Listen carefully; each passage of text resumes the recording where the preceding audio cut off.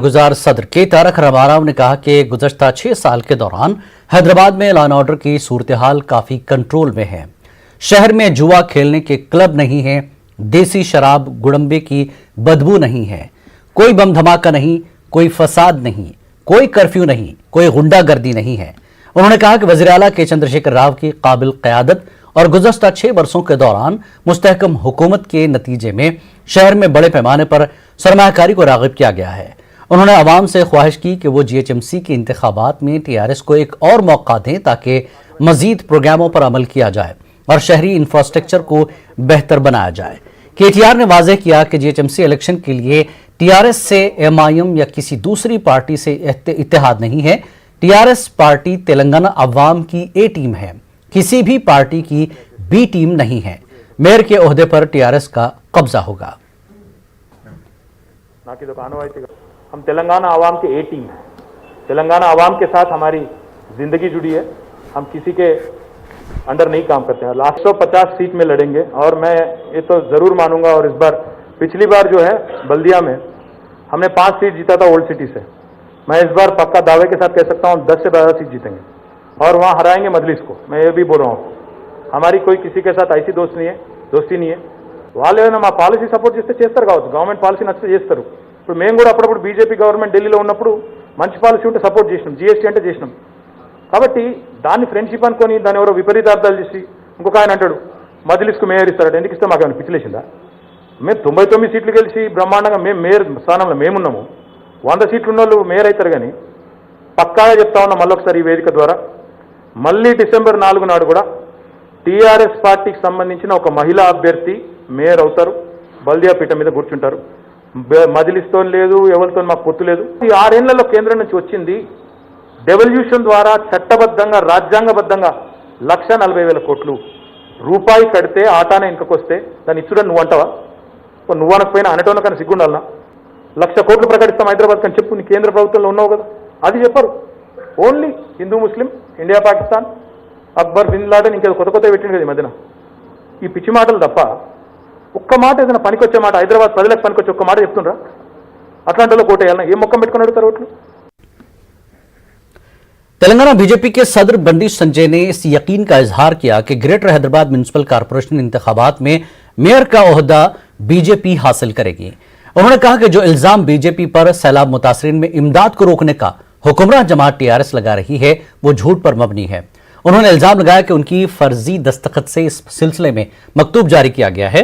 उन्होंने वादा किया कि इन इंतखाबात में कामयाबी के बाद सैलाब मुतासरीन की मदद की जाएगी।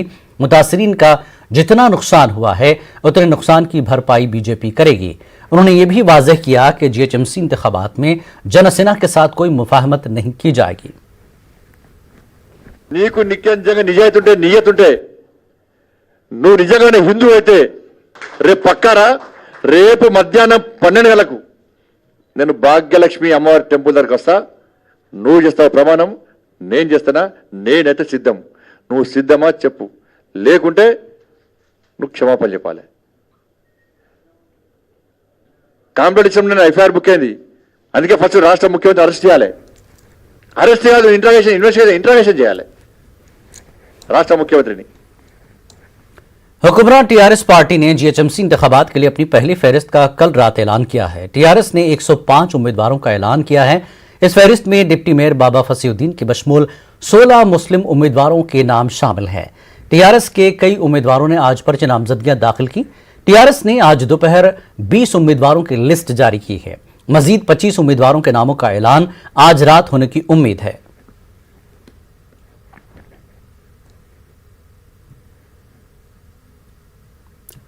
ग्रेटर हैदराबाद म्युनिसिपल कॉरपोरेशन के इंतखाबात के लिए कांग्रेस ने पहली फहरिस्त जारी की है। कांग्रेस की पहली फहरिस्त में 45 उम्मीदवारों के नामों का ऐलान किया गया है। इसमें फहरिस्त में 3 मुस्लिम उम्मीदवारों के नाम भी शामिल हैं।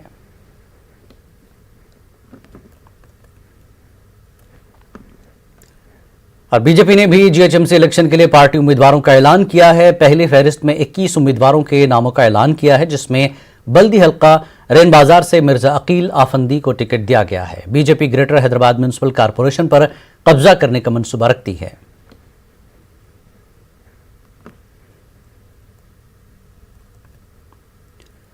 तेलुगु फिल्म स्टार पवन कल्याण की पार्टी जनसेना भी जीएचएमसी इलेक्शन में हिस्सा लेने का ऐलान किया है। तेलंगाना जनसेना पार्टी के इंचार्ज शंकर गौड़ ने बताया कि इनकी पार्टी 1 दिसंबर को होने वाले इलेक्शन में 45 डिवीजन पर अपने उम्मीदवारों को इंतखाबी मैदान में उतारेगी। उन्होंने कहा कि जीएचएमसी इंतखाबात में किसी दूसरी पार्टी से इत्तेहाद का फैसला पार्टी सदर पवन कल्याण करेंगे।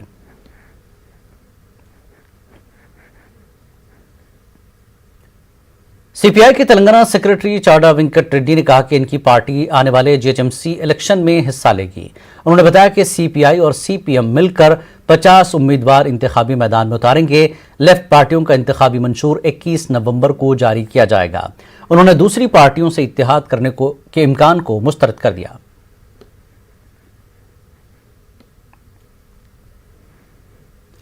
जीएचएमसी इलेक्शन के लिए दूसरे दिन भी नामजदगियों के अदखाल का सिलसिला जारी है। टीआरएस की खातून लीडर कविता ने गांधीनगर डिवीजन की उम्मीदवार का पर्चा नामजदगी दाखिल करने के लिए एबट्स में वाक़ जीएचएमसी दफ्तर पहुंची। टीआरएस की रुकन कानून साज काउंसिल के कविता ने दावा किया कि कोरोना वबा के दौरान तेलंगाना की हुक्मरान जमात टीआरएस अवाम के साथ खड़ी थी। उन्होंने कहा कि सैलाब से मुतासर लोगों की फीकस 10,000 रुपये हुकूमत की जानिब से दिए जा रहे थे, ताहम इस बात की शिकायत इलेक्शन कमीशन से की गई। हुकूमत ने अजीम तर हैदराबाद को 67,000 करोड़ रुपए से तरक्की दी है, जबकि कौमी जमातों ने सैलाब से मुतासर अफराद को नजरअंदाज कर दिया। इन दोनों जमातों को जीएचएमसी के इंतखाबात में वोट मांगने का कोई हक नहीं है। पिछले 6 सालों में हमने 67,000 करोड़ रुपए से डेवलपमेंट काम हमने किया है। ये सारी चीज हैदराबाद की आवाम आज जानती है। कोरोना के टाइम पे जितना भी मदद स्टेट गवर्नमेंट से मिला है उसको आप नजर में रखिए। स्टेट गवर्नमेंट के तरफ से सारे व्हाइट रेशन कार्ड के लोगों को 6-7 महीने पूरा 1500 हमने दिया है। इसमें 1 रुपया का भी बीजेपी के तरफ से कंट्रीब्यूशन नहीं है। कांग्रेस की तो बात ही छोड़िए, उनको तो कई लोगों में आना ही हम आजकल नहीं देखते। कांग्रेस लीडर और साबिक कारपोरेटर मोहम्मद गौस दोबारा एमआईएम में शामिल हो गए हैं। मोहम्मद गौस गुज़श्ता इलेक्शन में मजलिस का टिकट नहीं मिलने पर एमआईएम से नाराज होकर कांग्रेस का हाथ थामा था और कांग्रेस के टिकट पर कारपोरेटर और फिर असेंबली इलेक्शन में हिस्सा लिया था। दोनों इलेक्शन में उन्हें नाकामी हुई। मोहम्मद गौस आज अकबरुद्दीन अवैसी के साथ दारुस्सलाम पहुंचे, पार्टी के जनरल सेक्रेटरी अहमद पाशा और दीगर से मुलाकात की, एमआईएम की रुकनियत भी हासिल की।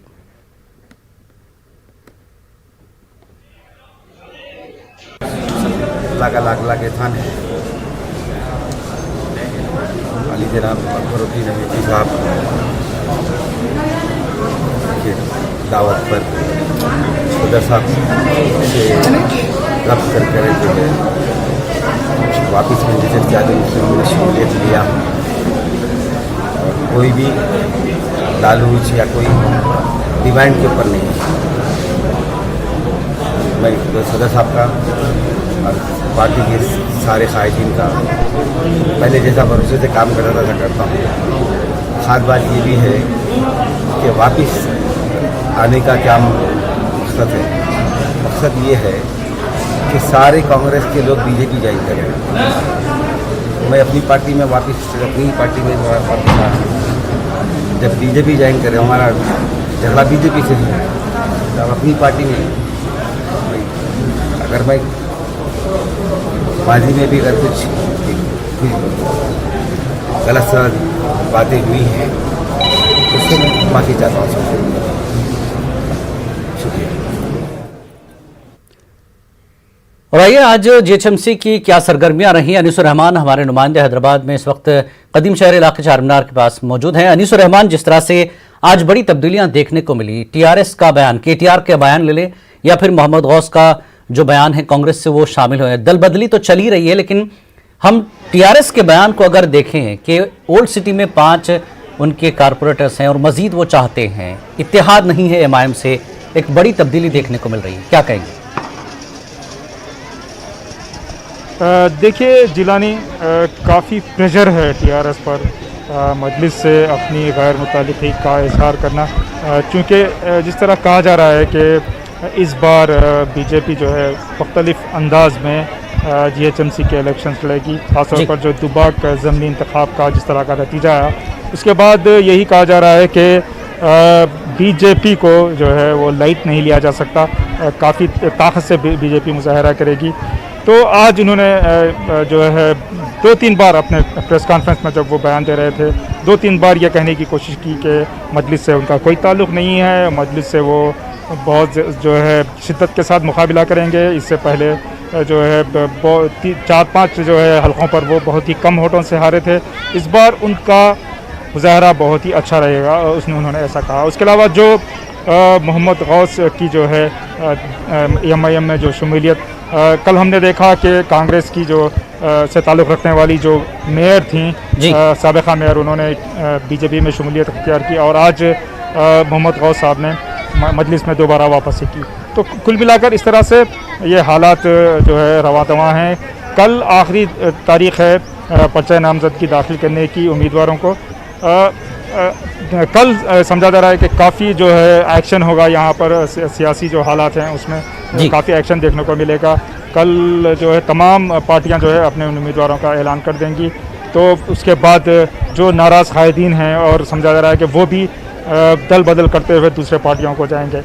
कुल मिलाकर ये हालात रहे। मैं चार मीनार के पास खड़ा हूँ जिलानी, जहाँ पर मेरे साथ नौजवान हैं। उन्हें काफ़ी उम्मीदें हैं कि अगले 5 साल में जो है इनका शहर बहुत तरक्की करेगा। कुछ शिकायतें भी हैं गुज़िश्ता 5 साल को लेकर और उम्मीदें भी वाबस्ता हैं। अगर आप इजाज़त दें तो मैं इनसे बिल्कुल मुख्तसर सी बातचीत। एक मेरे साथ नौजवान हैं जी, एक नौजवान है। आप बताएं भाई कि इलेक्शन आने वाला है बल्दिया का, तो आप नौजवान हैं, आप किस तरह का इस इलेक्शन को देखते हैं? क्या उम्मीदें वाबस्ता हैं आपको इन इलेक्शन से? अस्सलामुअलैकुम। जैसा कि मैं हमेशा पॉजिटिव थिंकिंग रखना है, इस साल भी हम रखेंगे इंशाल्लाह। हम हमारी उम्मीद पूरी मजलिस पर ही रखेंगे और इंशाल्लाह ताला अल्लाह के फजलो करम से बहुत ही अच्छा काम करेंगे। क्या इश्यूज़ हैं? आप क्या चाहते हैं कि आपकी सड़कें अच्छे हों, पानी अच्छा है, बिजली, मेट्रो की भी बात चल रही थी, तो आप चाहेंगे कि मेट्रो आए?